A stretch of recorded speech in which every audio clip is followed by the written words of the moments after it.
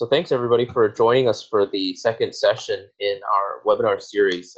Today we've got Steph Rewis from Salesforce who's going to be talking about their enterprise CSS framework. I'll let her introduce herself and then we can go ahead and dive right into it. Thanks so much. I am Stephanie Rewis, and I want to talk to you today about our experience designing an enterprise CSS framework at Salesforce. And typically I like to know who you are, but clearly that's not possible in this venue. So I'm the principal engineer, design systems within the UX engineering org at Salesforce. And I've been a developer for over 17 years. The first 12 years I ran my own company, and I started by trying to learn everything. I don't know how many of you have done that. I eventually migrated to the part I was more passionate about, which was the front-end development. Over the years, I did a lot of corporate training and helping other people because people helped me as I learned. I did a lot of writing and speaking, but my real love is CSS, and that's what I really focus on now. So for the past 2.5 years, I've really been honored to have this opportunity to architect and help build the CSS framework for the Salesforce Lightning design system. Salesforce is a publicly traded company, so I'm required to show you this next delightful slide. Please don't make any purchasing decisions based on what you see in a design systems presentation, and if you did that, you'd be kind of silly anyway, so we're not going to worry about the rest of that. So since nobody cares about all that, let's talk CSS and design systems. So little history here. In 2013, Salesforce originally started with a style guide for S1, which was our new mobile product. And the initial style guide, as you can see here, was a good first step. It had some guidelines, some HTML, colors, and icons, but you can see that it's limited in scope.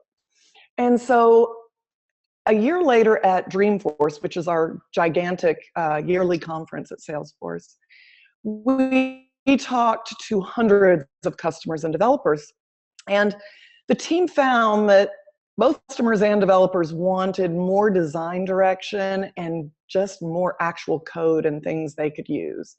Some of the things we heard were partners want their apps to look like Salesforce when they build them. We have a huge ecosystem, but our static guide didn't give them the resources to get there. We also found out, since our initial style guide gave them HTML, but no CSS, they were doing what every good developer does, and I know some of you have done this yourselves. They were reverse engineering by inspecting in the browser, trying to piece together what did what, and put all these styles back together. But as you know, the C in CSS stands for what, my friends? Cascading. Well, in this case, it might not necessarily have been that. C might have stood for confusing, conflicting, colliding, rarely cascading. So it's really hard to piece something back together. Well, meanwhile, at the same time, we were doing an overhaul of our entire platform UI. And we realized that this style guide needed an equally bold move in strategy and execution. We needed richer guidelines. We needed an actual living blueprint for components. So we had definitely made progress, but we weren't quite there. We also wanted to empower our designers to design and iterate more efficiently in the browser. And in fact, I'll share with you at the end a link to an open source project that we've created based on our design system that allows you to actually design in the browser. Some of you may really enjoy that. So at Salesforce, we do a great deal of rapid prototyping. We take an idea, we get it done as quickly as possible, and then we test with users and we find out what works and what doesn't work. And we want our prototypers to more quickly code designs for user testing. But our style guide was static and it didn't give them tools to be empowered either. What we needed was a complete living design system. And we wanted to make that system robust and powerful. So we came out with the Lightning design system. It's comprised of design patterns, CSS and markup.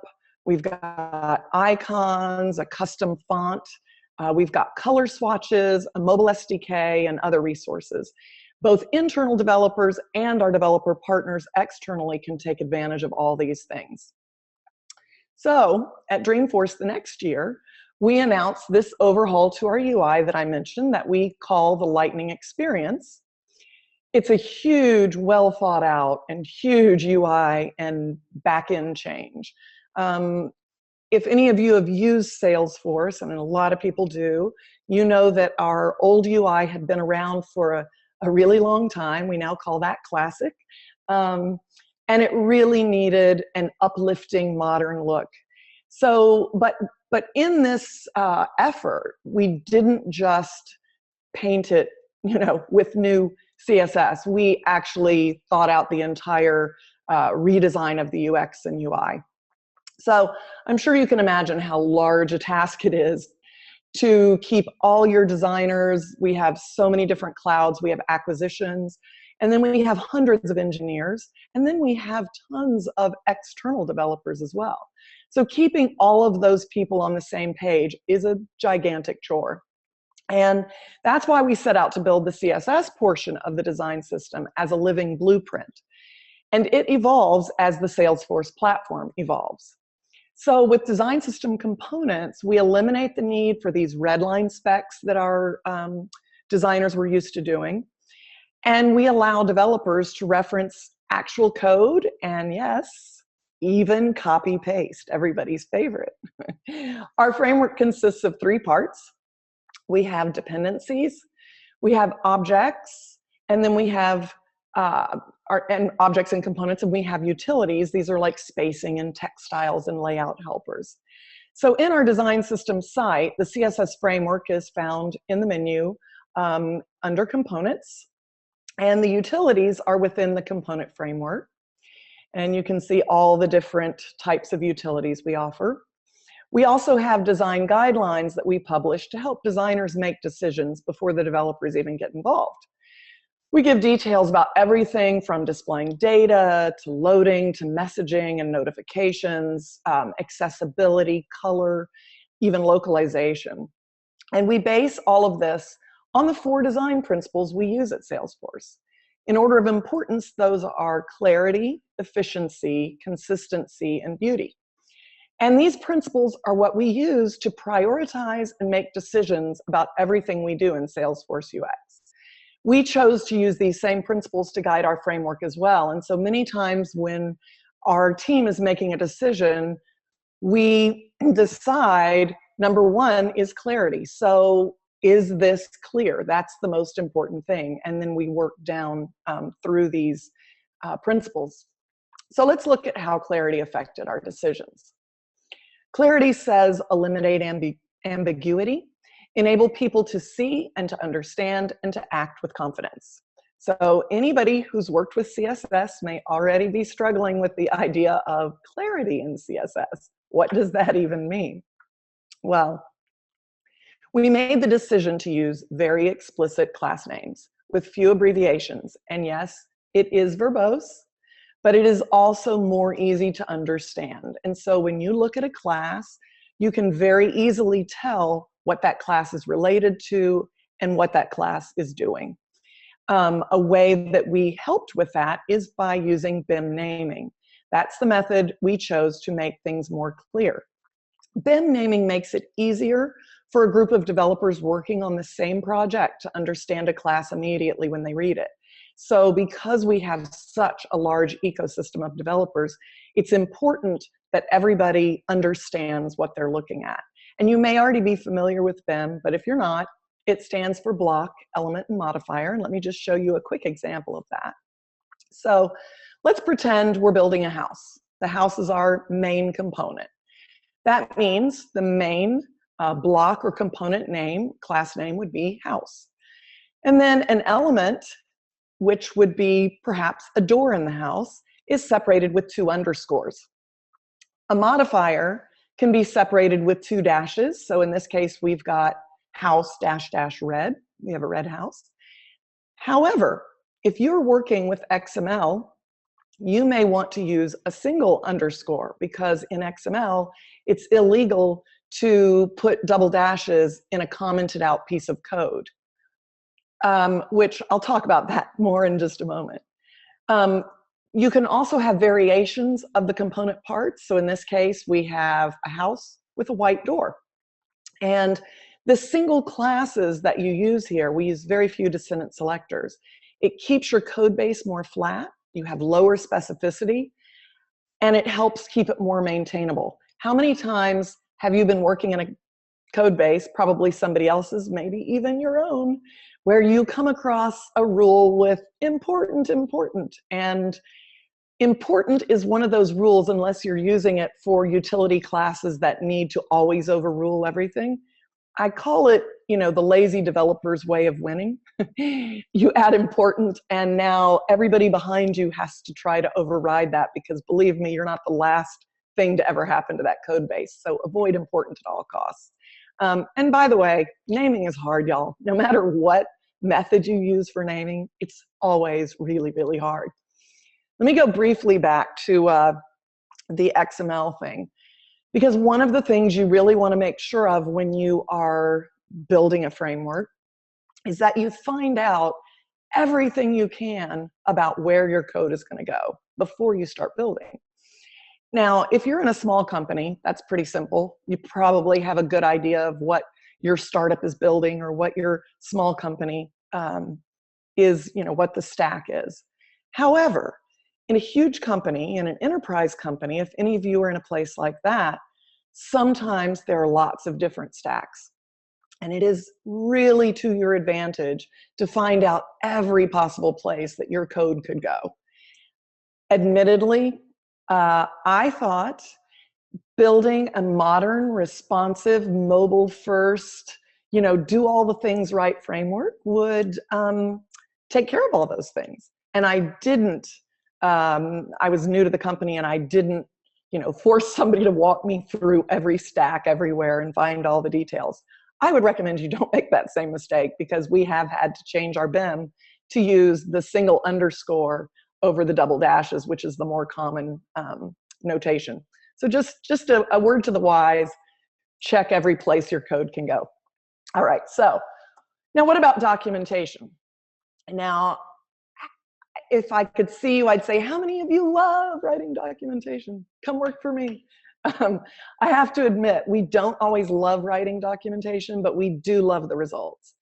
And we do mix our documentation in with each component.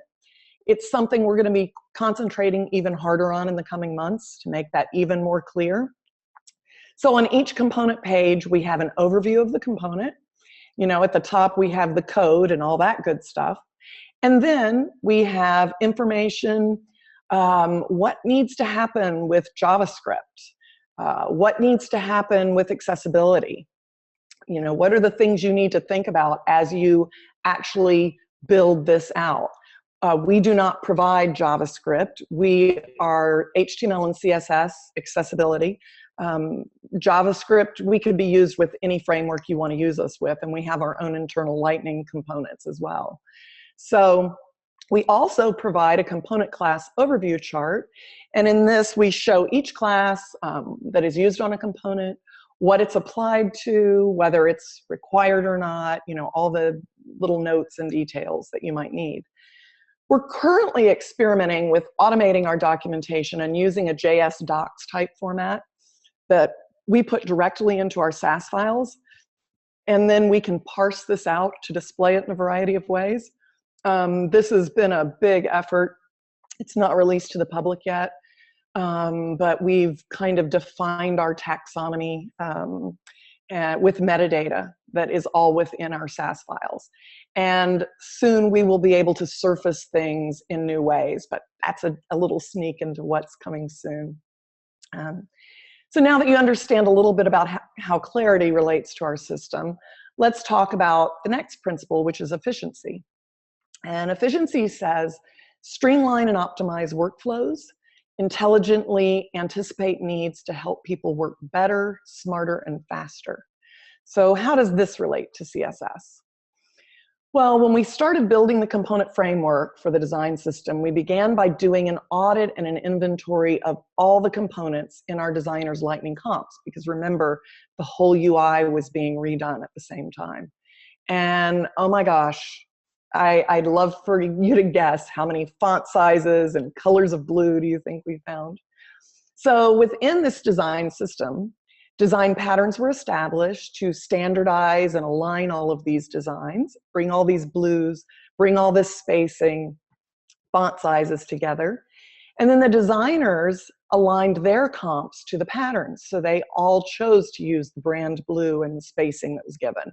So all of this became aligned. And this in turn allowed us to build much more efficient CSS. We took another inventory of each component then to identify the small pieces and patterns which made up the component itself. And we began by building these smallest pieces, which we combined to create larger components. So if this were a presentation where I could hear you, I'd ask you, what is this? And of course, somebody in the room would shout out, this is a house. And it is a house. But just like you might look at a UI component you need to build, this house is actually made up of a variety of smaller parts and patterns. Any component can be broken down this way. Break it down into its smallest micro patterns. Brad Frost would call it an atom. And then take these micro patterns and atoms and build them into larger patterns. Patterns that you can reuse and keep your code base small. And then when you're creating a unique component, you can combine these patterns with some customized bits. Though honestly, we've had some components we've been able to build with no extra CSS because of building in this way with patterns. So build from patterns. I like to call it, kind of looking at things through the matrix, when Neo looked at things and everything was green running down. Look at your components and see the patterns. That's the key to building very economically. Now I'd like to talk to you a little bit about applications, especially in the enterprise, though I think this applies to any application really. Our design audit showed us a few unique and interesting things about applications. And the first thing was about semantics. Now, typically lists are used for their semantics and they're styled with CSS in a variety of ways, but usually without list markers because they're just lists of data. And it's really good to use lists in this way because a screen reader can, a person using a screen reader can ask for all the lists on the page and can jump into things and understand things more when you use a semantic list. So for that reason, we removed all of our list markers and margin and padding from these lists by default. In fact, for the most part, applications are data rich and full of content, right? People use applications because they want a lot of content. They want access to this. So headings and paragraphs rarely have margins below them. We removed it by default. We don't need vertical rhythm in our application. And we took some other liberties with headings to make it easier for developers to do the right thing. For example, in a framework, we don't know how and where developers are going to be using headings. And we want them to use the proper semantic heading level. Like I said, screen readers will get a list of headings on the page. They can jump into the place they want to go. So this is a very simple way for you to add good accessibility to your application or anything you're building, even if it's a web page. And to encourage developers to do this, because has anybody ever said, hey, this H3 looks great, it's the perfect size, I'm gonna put it right here? We've all done that, especially early on in our career. I hope none of you are doing that now. But for this reason, we equalize the headings to our base font size. So when you put a heading on the page, if it's an H1 or an H3 or an H6, it's all the same size. Then a developer needs to use a text utility class to create that heading style and size that they need. And we have very specific heading looks within our ecosystem, and so we have classes for that. So I know some of you are thinking this is kind of strange. What if somebody needs spacing? There are a couple ways a user can opt back in. Like you can see here, they've got text heading medium class on an H2.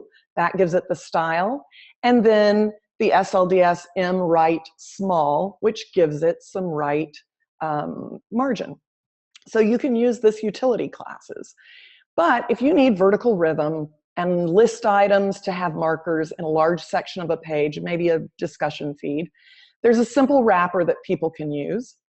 So you can see in this demo that everything looks really pressed together down in the section. You can't tell that what you can see in the code, which is there are lists and paragraphs and there are headings.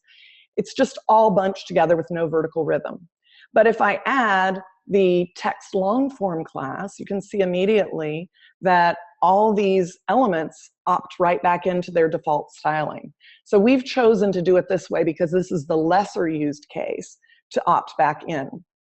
Now, at Salesforce, accessibility is a directive, and I was so happy when I got there to learn that, because accessibility has always been very near and dear to my development heart.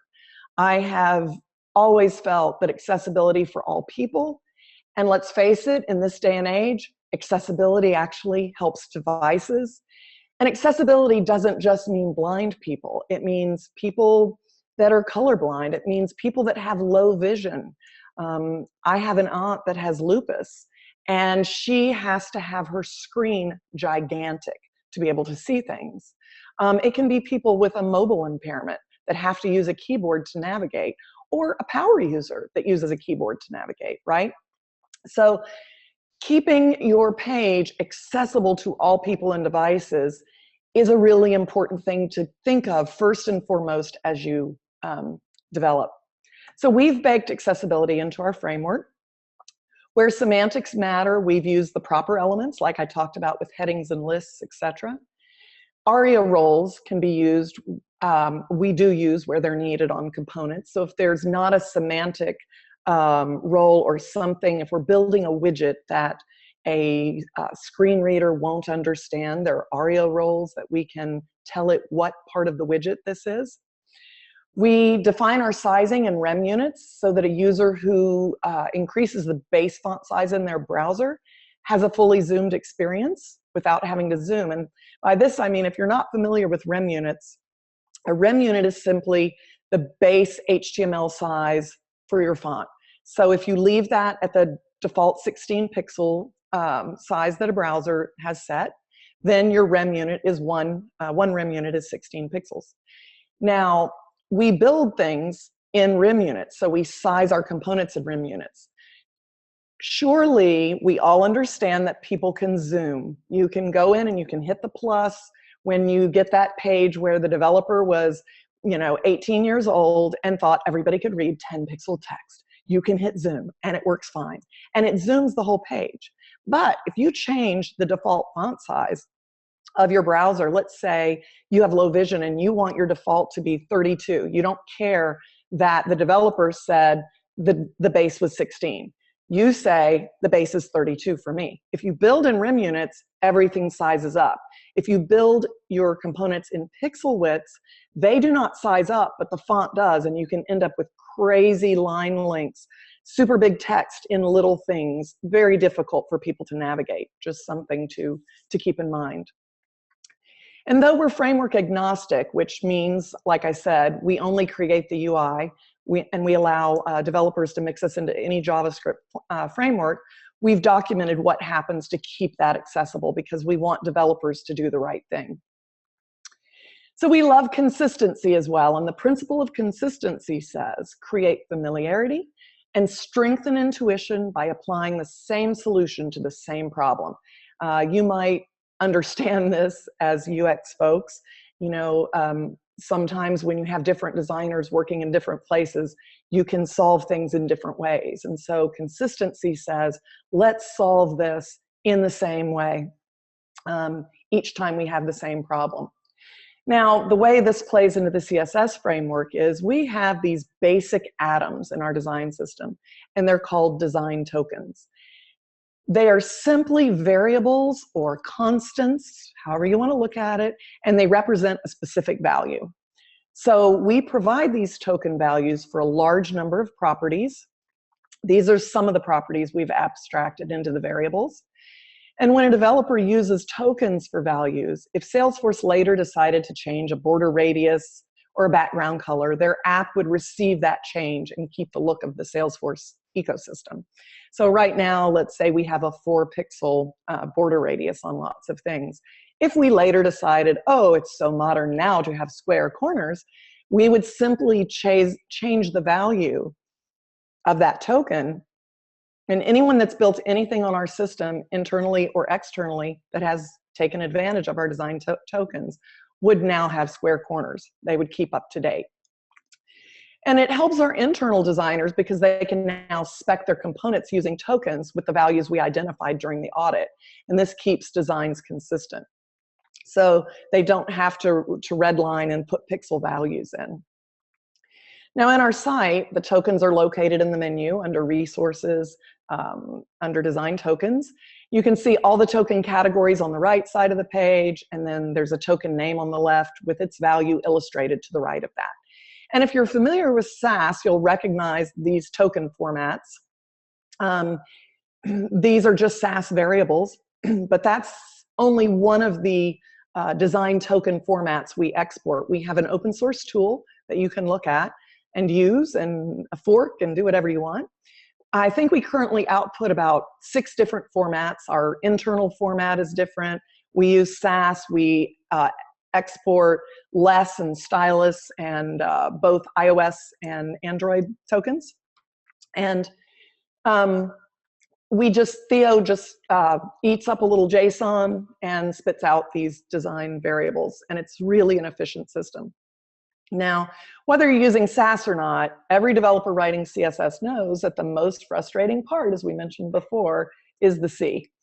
And since some of the class names used in our framework could be common and may exist in other CSS frameworks or maybe your own bespoke CSS, and we could be combined with these systems, we chose to namespace all our class names with SLDS. So, for example, button, very common name you might find, makes logical sense to call something button. In our system, this becomes SLDS button. And this has served us very well. I would definitely recommend this to any of you starting your own framework. It allows, we had a Bootstrap, an internal team had built a Bootstrap project that looked like our old look. And so as people were changing over, they were combining us with this Bootstrap framework. We didn't have to worry about any conflicts because we use this namespace. So finally, let's look at our final principle, which is beauty. Beauty says that we should demonstrate respect for people's time and attention through thoughtful and elegant craftsmanship. And modern developers know today we're building for a variety of form factors and devices, all kinds of crazy pixel ratios, and who knows what's coming tomorrow, right? So making everything look great in all those situations can be very challenging. And that's why we've chosen to use SVGs for our icons. Scalable vector graphics have been around for years, but they're just getting good adoption. We use SVG sprites, and it allows us to have consistent, crisp look no matter what the resolution is. We also wanted beauty in all form factors. So most of our components are built so that their width is controlled by their parent container. So you could drop a component into a wide main page area, you could drop it into a narrow sidebar, and it will adjust based on the width. Now that's not using a media query, that's just making it so that it can responsively react. Of course, we use media queries to also adjust to different mobile and tablet views.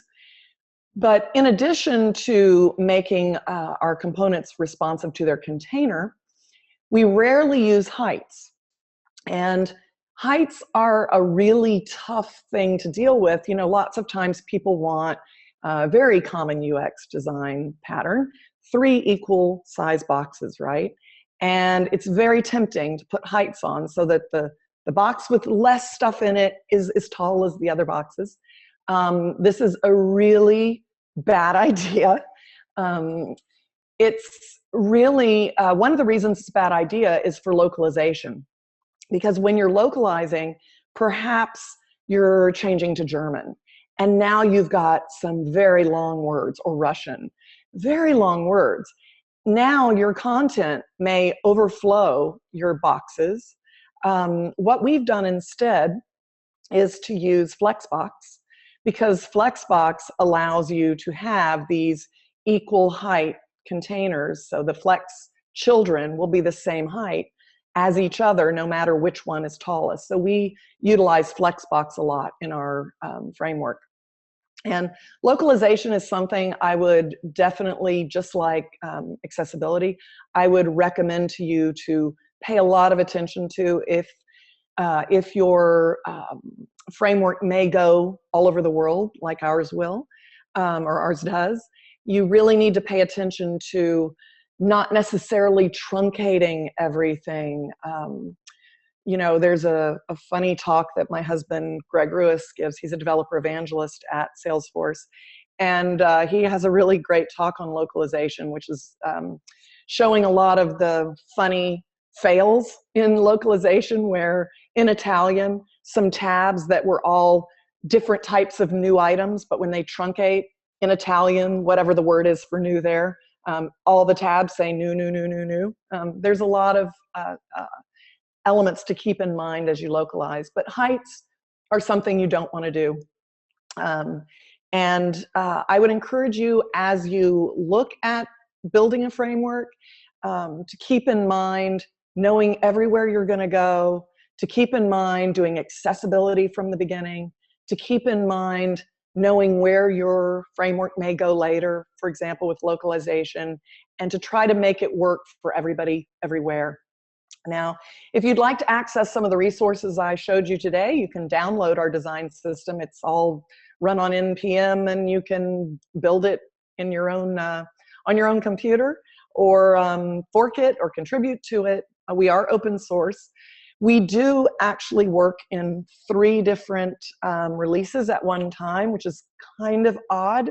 Salesforce, anybody that is in our ecosystem knows we release every 4 months. So our open source is what everybody has and everybody uses, all customers.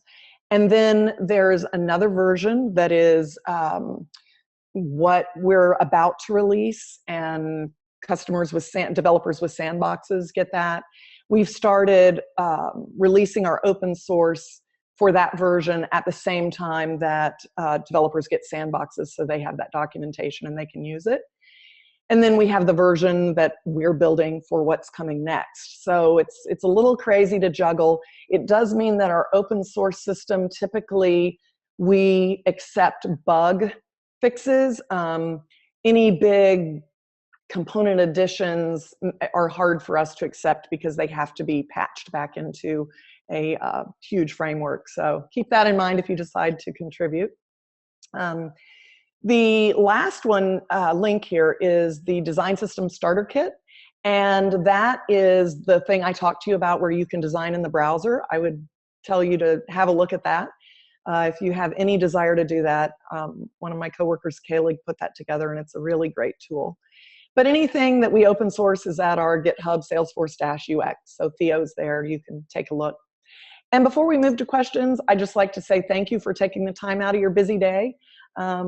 Ask any questions here. I don't know how they'll do this, but on Twitter, I'm at Stefsull, S-T-E-F-S-U-L-L. So feel free to zap me questions there anytime as well. So with that, we'll open it up for questions. Great. Thanks so much, Steph. That was fantastic. Before we get into the questions, I'll just let people know that we also have a Slack community called Product Tribes, which has over 3,000 designers, developers, and product managers. And if anybody in the audience has more than 3 years of experience on a product team, we encourage you to apply. So here's the link that you can apply to. And meanwhile, we'll run a poll in the background while we dive right into the questions. Yeah, great job, Steph. That was Thanks. Fantastically detailed. Yeah, we've got a lot of questions, so we'll try to get through as many as we can before the hour is up.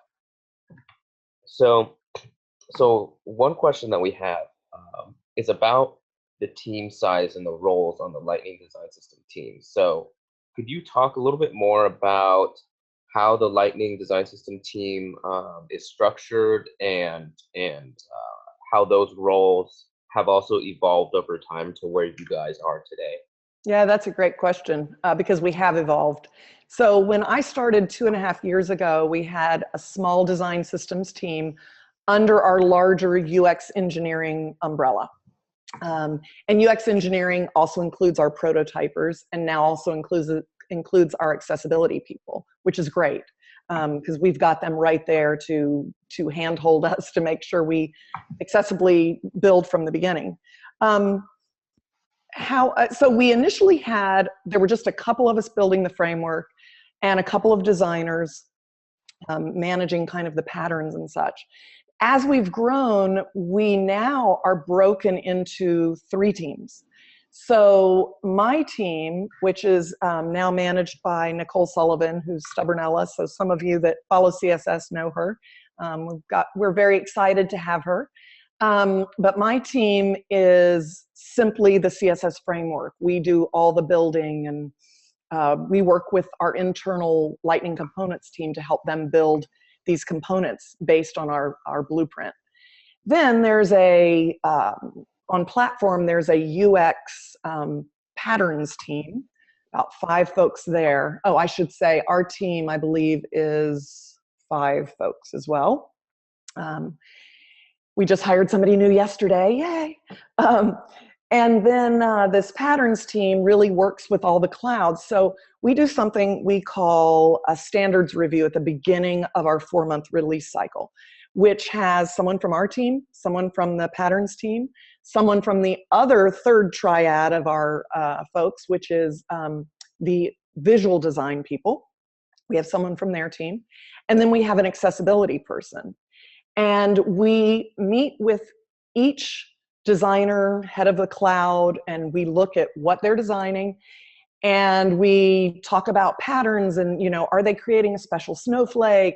Is there something that they need to think about? Are they building something that maybe already exists? Are they solving a problem in a new way that we've already solved in another way? So we look for things like this at the beginning of the cycle. And then we basically, and we talk to them about accessibility. Sometimes our accessibility folks will say, the way you've built this, we can't even make it accessible.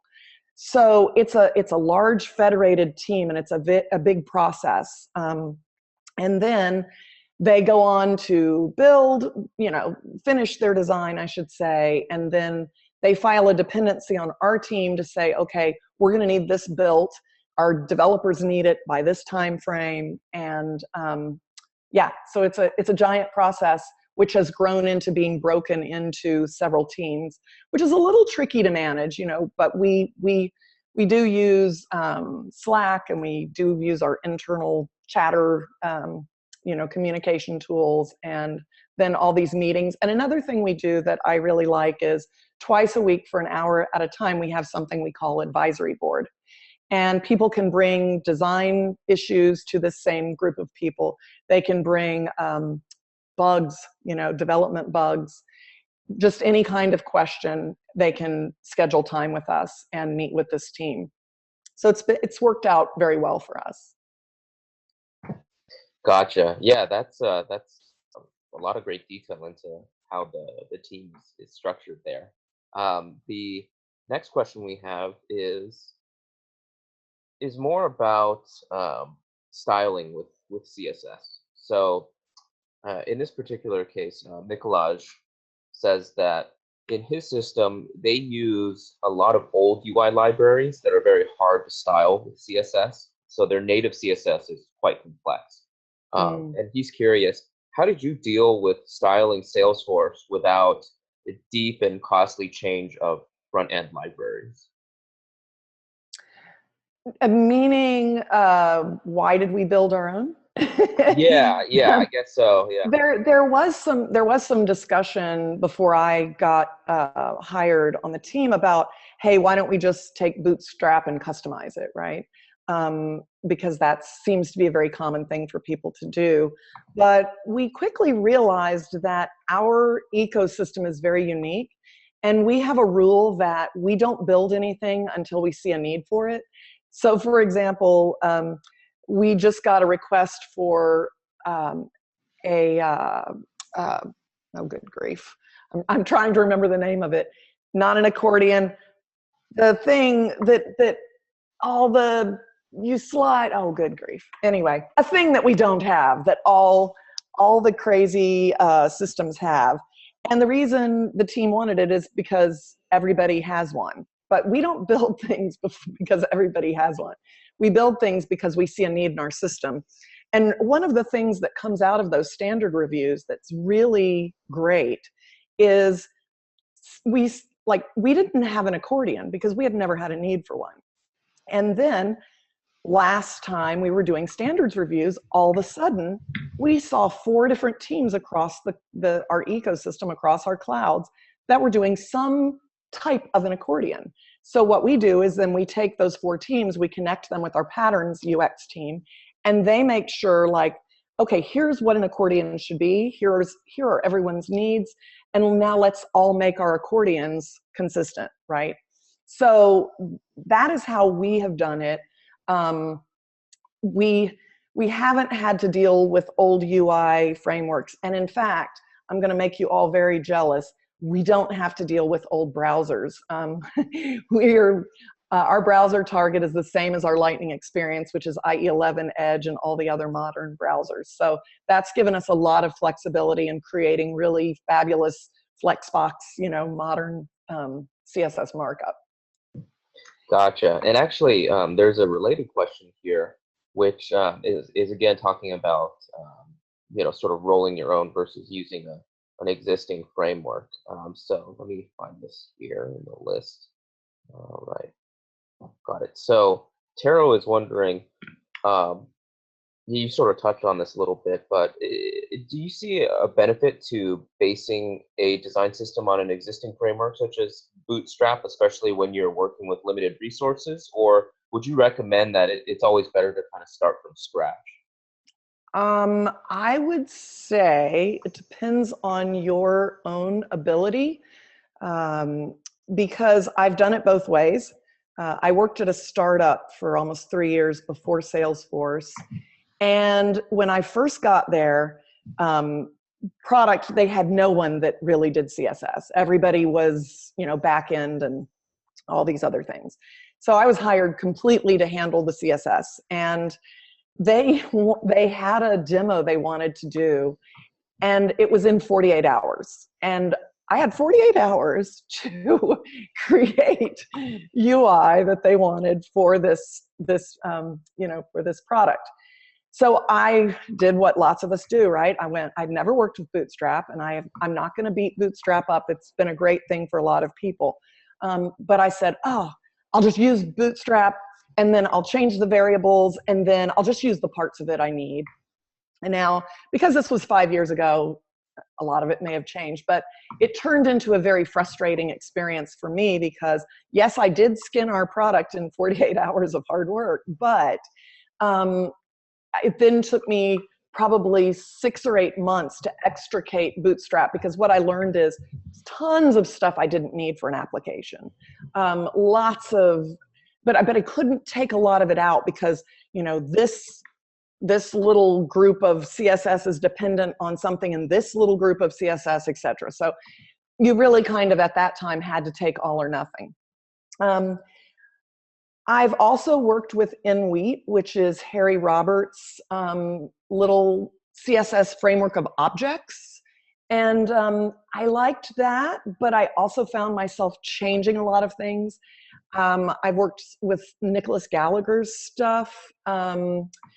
And each time I worked with someone else's framework, what I learned is there are things that I like to do and there are things that other people like to do. And so I prefer personally to use a little bit of this and a little bit of that. We use object-oriented CSS. We use, from Nicole, we use some stuff from Jonathan Snook's ideas about using classes like is open, has child, whatever, these kinds of state classes.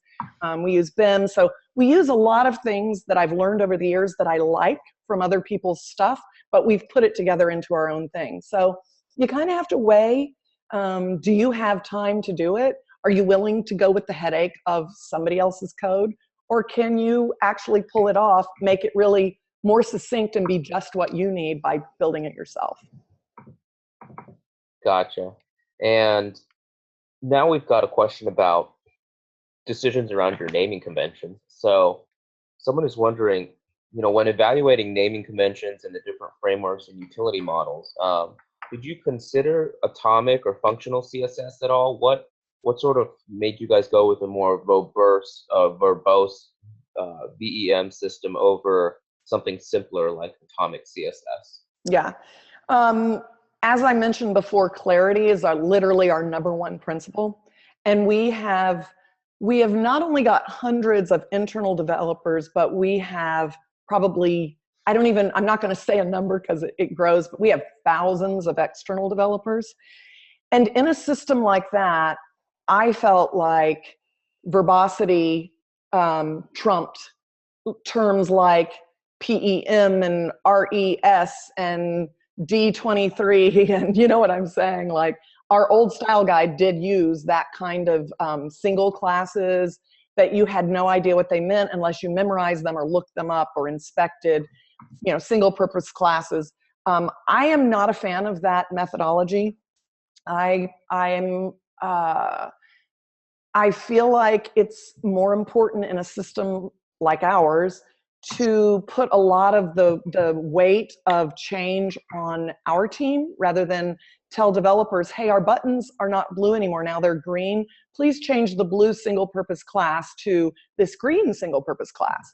So our developers, we don't want them touching the HTML, right? So more important for us to name things based on what they are or what they do. And yes, verbosity. Some people love it. Some people don't love it, and I understand why. But it was a trade-off that we felt clarity won in this case. Gotcha. And the next question here is really about how you update and sort of maintain the Salesforce design system. So Christian is curious, when you update the Lightning design system, do you then also update all of the different Salesforce apps at the same time, sort of like a big bang approach, or do you update your different apps to the latest version of the design system continuously and separately? Well, we have kind of an interesting flow happening, because when we started the design system, the Lightning experience was already being built by our developers as well. So we're in the process of, some of our stuff is adopted. We call it, adopting SLDS. Some of it has been adopted. Some of it has not and is in process of being adopted. So the beauty of things being adopted is, we had this global header and it was bright and it was wonderful and all the execs had approved it and it was built out of our CSS. But then turned out in some clouds, because the color changed, there were accessibility issues and they decided to change the way this worked, right? So because we own the CSS and because our classes are on everything, we literally made the changes. I think they had to touch their HTML to do one thing. And boom, it magically, the whole look changed. And this was really a powerful experience for a company that has typically been very fragmented and different teams own different components. Our CSS is in core now. We've been in core for over a year, maybe a year and a half. So when we push changes, obviously we have to be very careful about what we might affect. We do use visual regression testing. We have lots of things built in to be very careful about not to break things. So in this 4-month release cycle, we build new components, we make changes, and we're pushing things as we go. Our developers are seeing what we're doing about once a week. We're pushing new code. So by the time it gets to the end of the cycle, we back out of changing anything long before the developers finish fixing their bugs and such. So there's kind of a cycle where we're building ahead of them as much as possible. We're doing things they need in the middle part of the process, and then we back out and start on the next cycle while they're doing bug busting that we might have to help them with or might not. So it's a very layered approach, but so far it's been very successful. And we also, as I mentioned, have these Lightning components being built from our patterns and blueprints. So these are components that have the JavaScript and accessibility built in, and developers using our ecosystem, as well as internal developers, can use these components and just build their stuff and not have to roll their own JavaScript framework.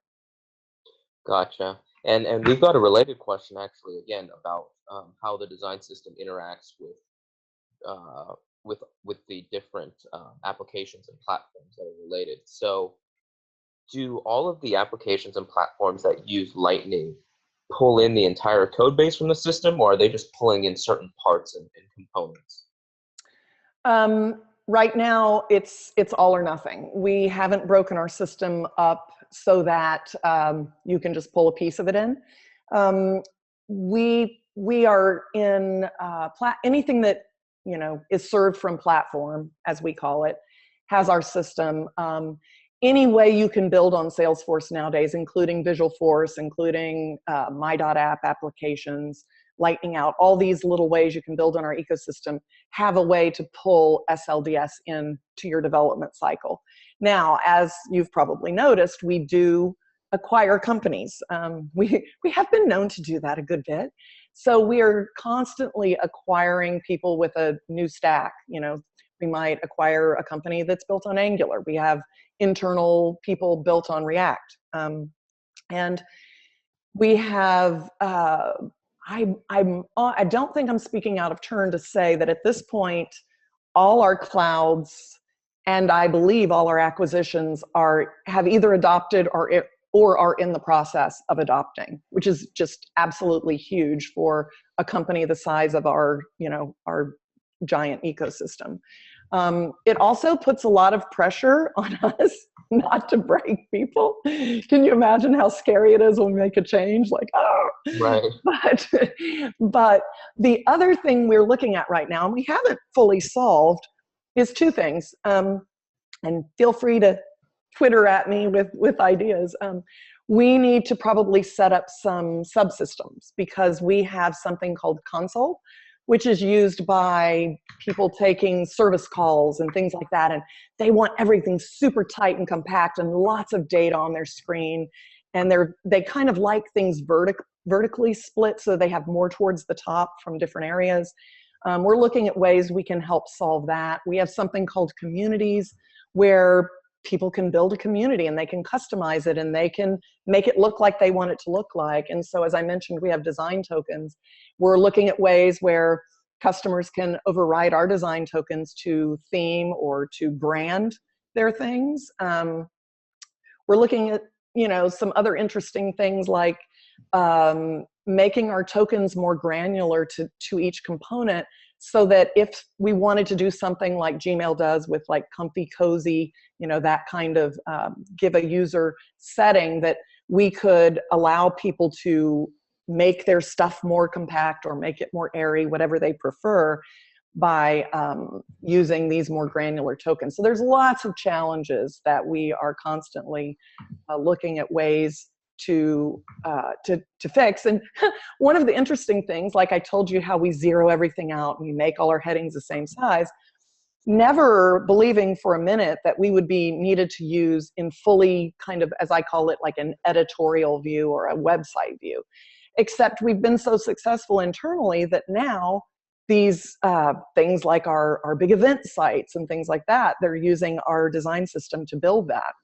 And while they do have to build some things on top of it because they have a different look, they are using our grid system. We have Flexbox grids, which are very powerful. They're using, like lots of our utilities for spacing and padding and headings and different things like that. So we're also looking at, well, how could we possibly make a split of our system that doesn't zero everything out, that is editorial, that does have that vertical rhythm. So always a challenge to solve. Yeah, and actually this next question is about sort of security measures. So Alex is wondering, are there, or rather, what security measures do you recommend to roll back your previous builds, just in case something breaks? Is there a sort of protocol that you have in place at Salesforce with Lightning? Well, we use GitHub, so we always have the ability to, roll back, rewrite history, change whatever. And like I said, we're working on three versions of our product at one time. So we have 3 separate GitHub repositories, one for each. And so GitHub manages that so well. Anywhere that we can use an existing tool, we don't reinvent the wheel. But we have built quite a few tools internally as well. So our visual regression testing is a tool that we've built. We have a Chrome extension that can show us like lots of information about what on a page has been adopted and what needs to be adopted and things like that. So we have a couple guys on our team that build great tools, but truthfully, GitHub is your best friend if you want to manage that kind of rolling back. Got it. The next question we have is more about deciding on updating the design system. So with Lightning, how do decisions get made as to when new patterns get added to the design system? Right. So as I mentioned, we had a small team to start, and that was, we were kind of, I don't want to call it policing because that sounds awful, but we were, guarding those things. Now, most of that happens through our platform UX team. They look at patterns, like somebody might do some research and say, we had built this thing in a certain way, but it's not working out as well as we thought with users. We did research. We think the pattern really should be this other thing. We make sure that goes through our platform UX people. We don't change things willy-nilly. And we do, I don't have time to get into it here, but if you do look at our open source, we have something we call SAS deprecate that we created. And so we can take some code that we're going to deprecate from, say, an old pattern, and we could give people 18 months or anything you want to. Before that code gets deprecated, you wrap it, you put the version it should deprecate in, and then when we compile, the code compiles until the deprecation version. We use Symver, so we can give it a Symver version. And it will compile until that version, and then even if we don't take it out of the code base, it will just quit compiling. That's probably another whole talk, how you deprecate in a giant system. Right. The next question we've got here, and since this will actually be the last question that we'll take because we are coming up to the end of the hour, let's see here. So the last question that we've got is, let me just see, I had it right here.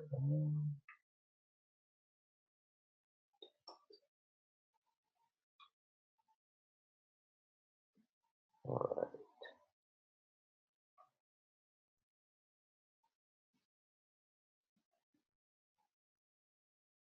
Gotcha. So the last question here is about QA for your design system. So are there any tools that you might recommend in terms of QA for a design system? Are there any particular tools you guys use at Salesforce for that?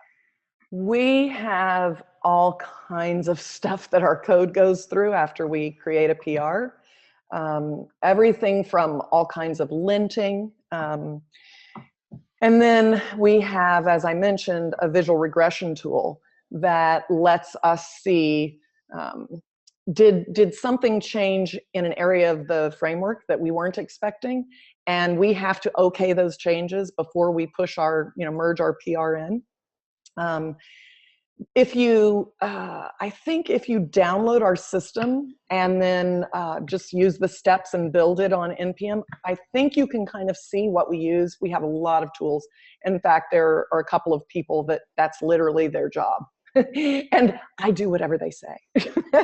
But the visual regression testing is something that we have worked on a lot, because that's the piece to me that is so important. When I touch this thing over there, is something going to change over here? And the bigger our system gets, the more possibility that something like that can happen, right? So we run a visual regression. I believe it's run against kind of a random browser. It takes screenshots and it overlays them and it sees, if there are differences. And then every night we run the whole code base against every browser. And so if anything terrible has happened, we'll find it that way. QA otherwise is done by us. We check each other's PRs. Usually we try to have 2 of us check a PR. We go through the code. If I push something and nobody questions it, they're not doing their job. Because I want sanity checks and I want people to say, why'd you do it like this? Or, hey, this might be a better way, because none of us are perfect and you get lost in your own head sometimes, right? So we QA each other, but then we have a lot of tooling as well. Got it. Yeah, that is the last question that we'll take. Steph, thanks so much for joining us today. This was a great session. Oh, thank you for having me. Yeah, I think we had over 400 people attending, and awesome. Yeah, and people thought it was really useful, and they loved the detail and just everything that you presented with the Lightning system. Just one last reminder to people that are here. If you would like to meet with other designers, developers, and product managers, we have a Slack community called Product Tribes, which, if you have more than 3 years of experience, we encourage you to apply for this. And here is the link for that. And yeah, Steph, thank you so much again for the great session. Everybody, we will send out the slides and the recording afterwards, and hope you all have a great rest of the day. Thanks. See you later. Take care.